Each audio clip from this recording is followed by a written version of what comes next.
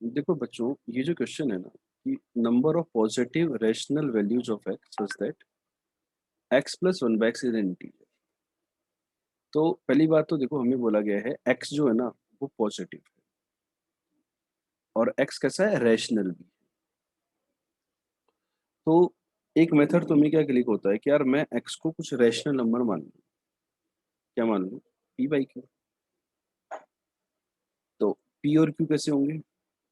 Positive है तो natural number होंगे, वैसे तो इंटीजर होते हैं पी और क्यू, लेकिन रैशनल है तो इसलिए कैसे होंगे? नेचुरल नंबर्स होंगे, इंटीजर में नेचुरल नंबर। अब जब हम रैशनल नंबर, तो जैसे कि 4/6 भी रैशनल नंबर है, 2/3 भी है, लेकिन जब अपन इसे पी बाई क्यू के फॉर्म में रिप्रेजेंट करते हैं तो we see that P and Q does not have any common factor, where P and Q does not have a common factor. यहाँ तक किसी को डाउट? ये सिंपल सी बात है कि भाई एक्स को हमने एक रैशनल नंबर इस प्रकार का मान लिया जिनमें पी और क्यू के कोई कॉमन फैक्टर नहीं। अब देखो, मुझे दिया है कि x plus one by x एक इंटीजर होना चाहिए, तो इसकी वैल्यू आ कितनी रही? चलो एक बार देखते हैं। P by Q plus Q by P, इसकी वैल्यू इंटीजर होनी चाहिए। Implies P square plus Q square upon P Q, ये एक इंटीजर होना चाहिए। ठीक है, अब न्यूमरेटर कुछ आएगा। न्यूमरेटर एक इंटीजर है, P square, P natural number है, क्यू नेचुरल नंबर है, P square plus Q square एक इंटीजर है, नेचुरल नंबर है। डिनोमिनेटर भी एक नंबर है। डिनोमिनेटर में दो फैक्टर है, तो ये ओवरऑल इंटीजर आने के लिए पी और क्यू का कोई कॉमन फैक्टर है नहीं, तो मैं ये कह सकता हूं दिस इंप्लाइज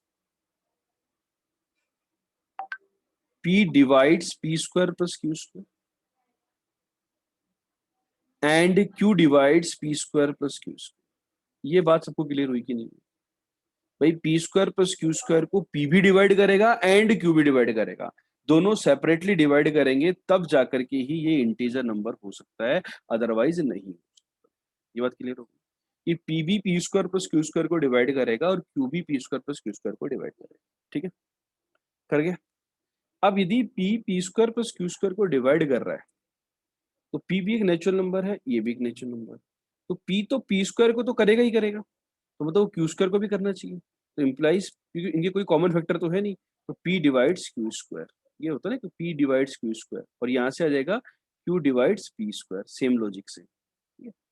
पी यदि क्यू स्क्वायर को डिवाइड करता है, अब बोला गया कि पी और क्यू की कोई कॉमन फैक्टर तो है ही नहीं, तो बताओ पी क्यू स्क्वायर को कैसे डिवाइड करेगा यदि पी और क्यू की कोई कॉमन फैक्टर नहीं है? तो पॉसिबल है क्या? मैं बोल रहा हूँ कि पी एक नेचुरल नंबर है जो किसी दूसरे नेचुरल नंबर के स्क्वायर को डिवाइड कर रहा है, such that both the numbers does not have any common factor, तो only possibility is that p has to be one. Yes और नो? भाई यदि पी की वैल्यू वन हो गई तो वन तो किसी भी नंबर के स्क्वायर को डिवाइड कर देगा कि नहीं कर देगा?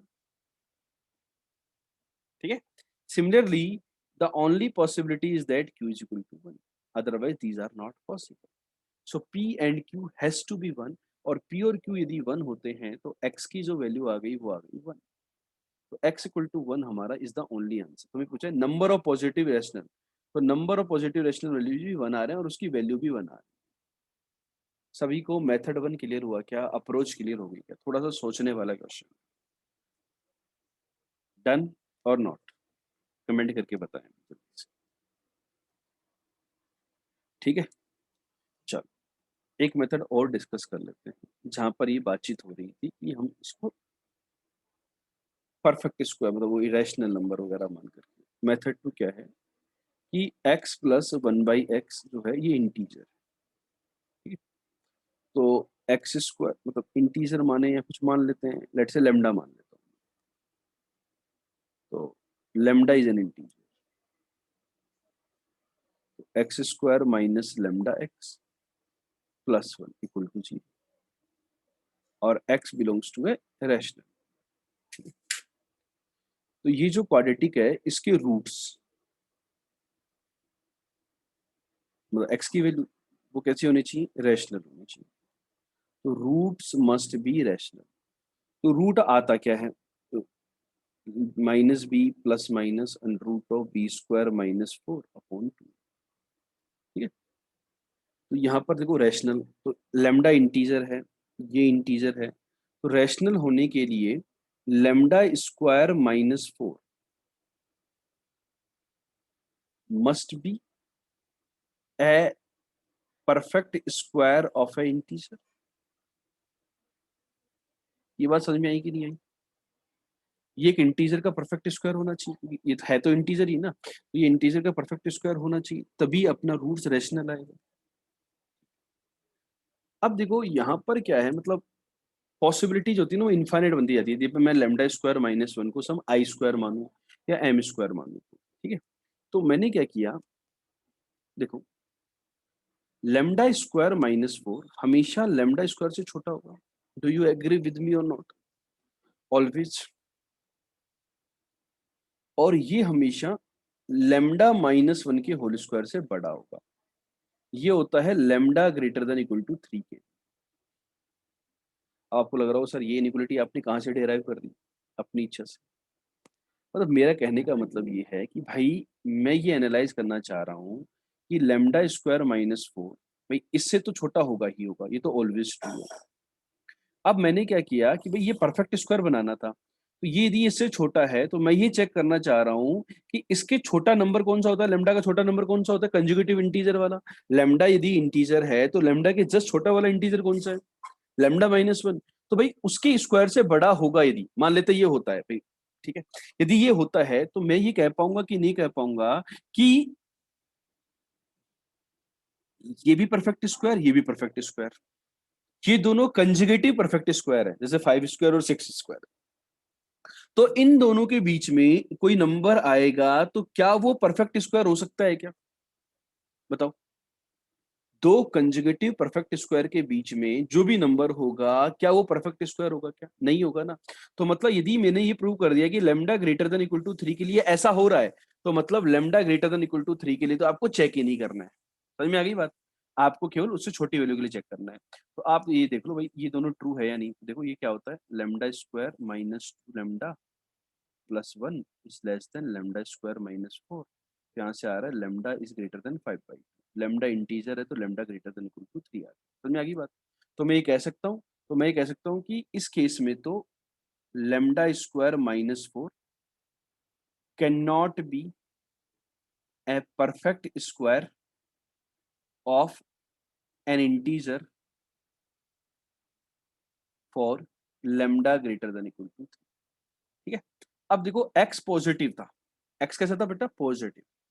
तो जो आप बोल रहे थे ना बेटा कि यहाँ पर ज्यादा के लिए नहीं आएगा कुछ भी, तो वो यहाँ पर अपन वेरीफाई कर सकते हैं। ठीक है, एक्स पॉजिटिव था तो लेमडा की जो पॉसिबल वैल्यूज बची, अब लेमडा कैन बी 1 और लेमडा कैन बी 2, दो पॉसिबल वैल्यू बची। ग्रेटर देन इक्वल टू 3 के लिए तो हो नहीं रहा। अब लेमडा इक्वल टू 1 के लिए मैं चेक कर लेता हूँ। तो लेमडा इक्वल टू 1 के लिए ये जो लेमडा स्क्वायर माइनस 4 है ये -3 बन रहा है, तो रिजेक्ट हो गया, इमेजनरी हो जाएगा। और लेमडा इक्वल टू 2 के लिए लेमडा स्क्वायर -4 ये 0 बन गया, तो एक्स की वैल्यू 1 आ गई। चमक गया।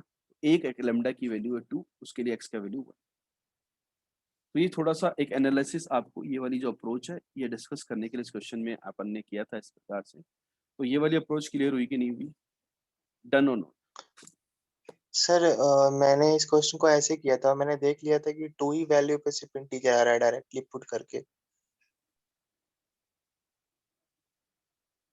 2 वैल्यू पर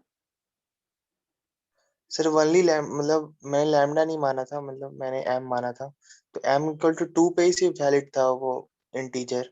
नहीं तो और ये आगे कैसे भी चेक करेंगे कि भाई आगे और पीछे नहीं होगा? What will be the proof of that? Sir ऐसे ही वैल्यू पुट करके देख रहा था। नहीं तो वैल्यू पुट करके भाई, जैसे तुमने 2 3 के लिए नहीं आया, 4 के लिए नहीं आया, 5 के लिए नहीं आया, what is the guarantee that 7 के लिए नहीं आएगा?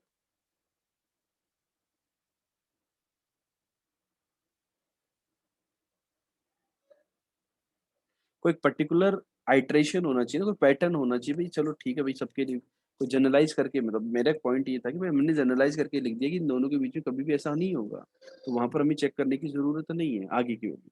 ठीक है, तो इसलिए मैंने इस प्रकार का सोल्यूशन दिया। ठीक है, आई होप क्लियर। ओके।